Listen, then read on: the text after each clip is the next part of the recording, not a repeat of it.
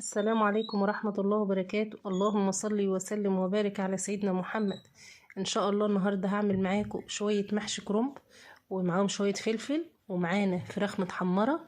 بس ايه حاجة كده من بتاعة زمان. بنشتاق برضو ايه كل فترة كده بنشتاق للفراخ المتحمرة الحلوة دي. بس هعملها معاكم بطريقة حلوة جدا. هتاخدي فراخ مفيش بعد كده حاجة كده، اللهم بارك. بس تابع معايا الفيديو للآخر وما تنسوش تحط اللايك. يلا نسمي بالله. جبت حلة على النار، حطيت فيها حوالي 3-4 معالق من الزيت وفص مستكة لو موجود عندك. اول ما بتنزلي بالمستكة في الزيت بتسيح على طول في اي مادة دهنية. عايزة تحطي سمنة بلدي براحتك، عايزة تحطي زبدة براحتك.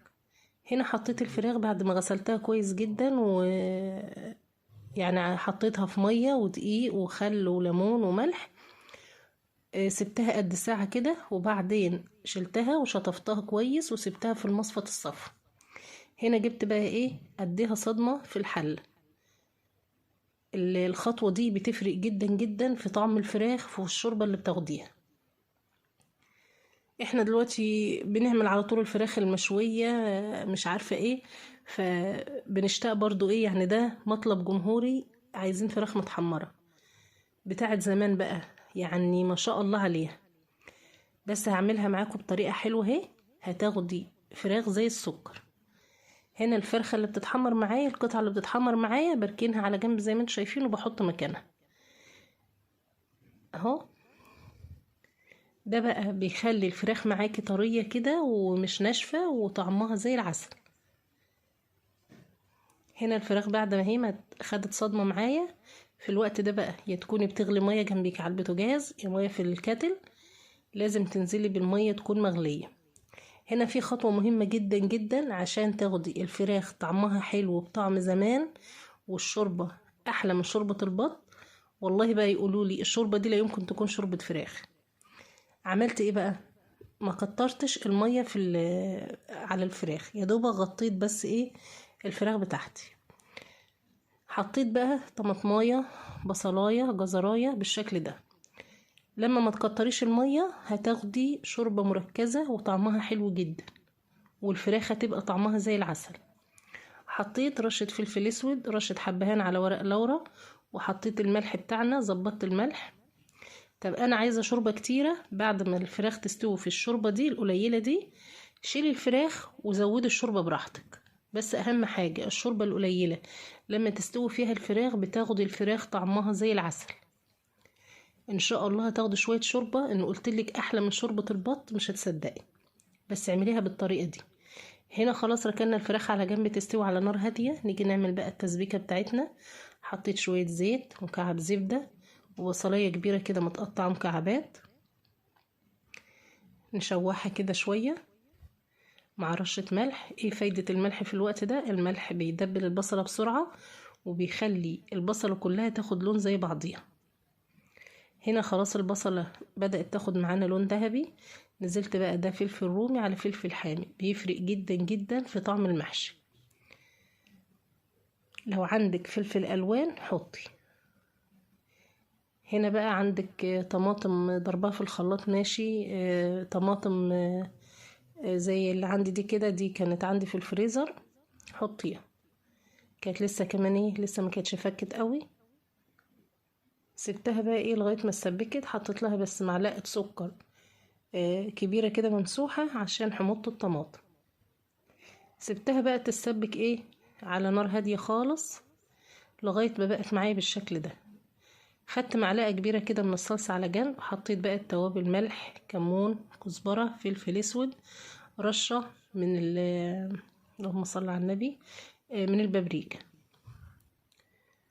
البابريكا دي اختياري، هي بس بتدي للصلصه لون حلو. سبت بس الرز حوالي 5 دقايق كده على نار هاديه خالص لغايه ما تشرب الصلصه اللي معايا وبقى معايا بالشكل ده. هنا بقى اشوف الشوربه. هنا الفراخ معايا استوت. اعرفها ازاي؟ للبنات الحلوين اللي لسه متجوزين، بتلاقي اللحم ساب العظمه كده بتاع الورك وملط من عليها. هنا بقى حشت الرز من على النار. احط بقى عليه التوم في الوقت ده. وبعد ما هدي معايا شوية بحط الخضرة شبت وكزبرة، مش اكتر من كده. نقلبه كويس. الخضرة بحطها اخر حاجة عشان تفضل معايا لونها باين كده في المحشي، وطعمها وريحتها موجودين. هنا بقى جبت الحلة اللي هحشي فيها، حطيت فيها رشة زيت، ونجيب العصي بتاع الكرنب هي بالشكل ده، بحطها من تحت في القاع الحلة كده علشان تحميلي الحلة. لا قدر الله لو اتلسعت ولا حاجة تبقى ايه، المحشي ما يجرلوش حاجة خالص. هنا الخضرة معايا اهي. نجيب بقى الورق، بتحشي على ايدك براحتك، بتحشي على الصينية اللي يعجبك. انا بحب احشي على ايدي ومش بعرف احشي غير على ايدي، سهل عليا وعلى الطريقة اللي انا اتعودت عليها، وانت براحتك زي ما تحبي. بقولك اهي العصي اللي في الورقة تخليها من جوه، وربنا يحسن ما بين ايديكم ان شاء الله. ولو وصلتي معايا في الفيديو لغاية هنا ما تنسينيش بقى في اللايك والشير والاشتراك في القناة، وتفعلي الجرس وتدوسي على كلمة الكل عشان يوصلك كل جديد بإذن الله. وهنا بقى الفلفل بعد ما بقوره برشله رشة ملح، واسيبه شوية لغاية ما احشي الكرنب، وبعد كده اغسله كويس واحشيه. حطيت على وش الحلة، على وش المحشي، رشة معلقتين 3 كده من الزيت. هنا شوف الشوربة بتاعتنا ما شاء الله عليها، كان طعمها وريحتها في منتهى الجمال.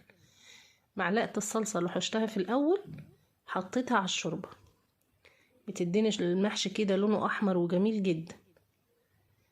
الشتا مش عايزة غير كده، شوية محشي كده حلوين يدفوكي تاكليهم وتدفي كده، وما شاء الله عليهم. بألف هنا وشوف على قلوبكم يا رب.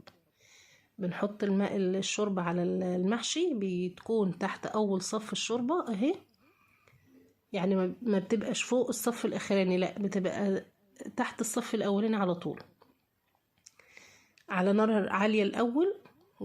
وبعد كده أول ما يغلي هدي عليه النار. هنا الفراخ بعد ما اتحمرت معايا، بعد ما طلعتها وحمرتها معايا بقى، ما فيش غير الملح والفلفل الأسود. مين بيعملها كده بتاخدي طعم ما شاء الله عليها جميل جدا. مش أزيد من كده، رشة ملح بفلفل أسود وخلاص على كده. وادي كان غدانا، وربنا يحسن ما بين ايديكم، واشوفكم ان شاء الله